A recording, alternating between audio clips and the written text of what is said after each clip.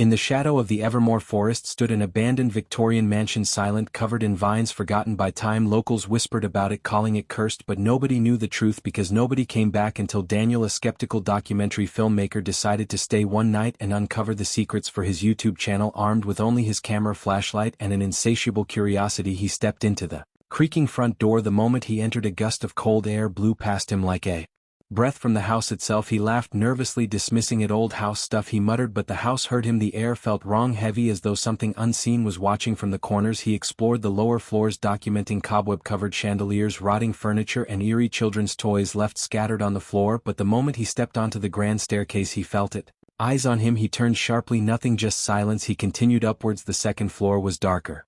His flashlight flickered, his camera started glitching. In the hallway was a door that seemed newer, not freshly built but less worn, as though time forgot it. Daniel opened it. Inside was a small room with red wallpaper, a rocking chair facing the corner, and an old phonograph playing soft static. He approached the chair, it was rocking slightly. "Hello," he called out. The chair stopped, the phonograph clicked, and then for the first time he heard it. A whisper, faint, female, coming from the walls. "Don't look at them." Daniel froze. He swung the camera around. Nothing, just static and audio warping. Then came a high-pitched scream from the hallway. He bolted out. The door slammed behind him, locked. He pounded on it, but it wouldn't budge. Then he saw it, a shadow at the end of the hall, tall, thin, too thin. It started moving toward him, slow at first, then faster. He ran down the stairs, but the staircase looped. No matter how far he ran, he ended up back on the second floor. The shadow was behind him. He could hear its whisper now growing louder. "Stay with us." His flashlight died. The camera blinked. Darkness, then a flash. The room lit up in blue. For a second the shadow was right in front of him. No face, just mouths whispering, chanting, calling, "Join us." Daniel screamed and fell back. The shadow didn't touch him. It sank into the wall, gone. The door behind him creaked open. He stumbled out. The room now looked different. White walls, clean. A hospital. Nurses passed him, but they couldn't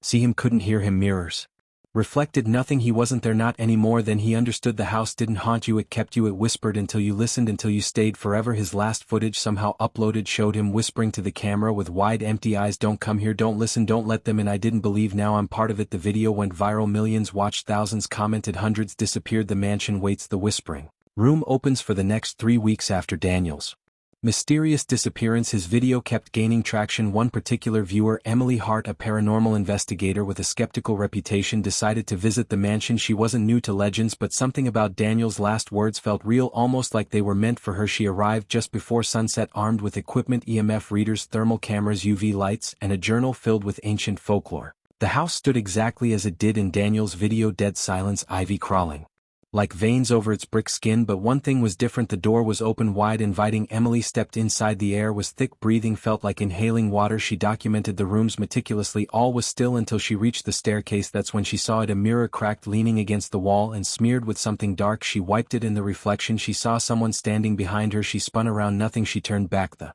reflection was now smiling, not her smile, a twisted, wide, impossible grin. Suddenly the reflection lifted its hand and waved. Emily stumbled back. Her camera beeped. Motion detected in the red room. She hesitated, then moved toward it. It was exactly as shown in Daniel's footage. The phonograph, the chair, the red wallpaper, except now names were scratched into the walls, hundreds, maybe thousands, all in the same handwriting, and one of them glowing faintly was hers. A voice whispered behind her, "You've already been chosen." She turned to run, but the door vanished. Literally, it melted into the wall. The room was sealed. Then the lights flickered. The phonograph crackled again, but this time a new voice played. "Daniels, if you're hearing this, you can still escape, but you have to play the game." The floor beneath her shifted, becoming soft like flesh. Footsteps echoed above her, multiple footsteps, children's laughter, screams. The walls pulsed like a heartbeat. The red wallpaper began bleeding. The names started chanting her name over and over. "Emily, Emily, stay."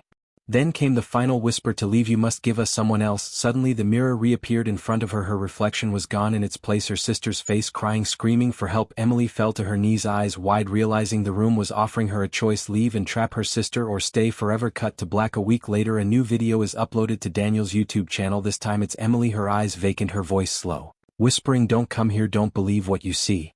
We are waiting, the house is always hungry." Then the screen glitches, a new name is scratched into the wall: "Yours."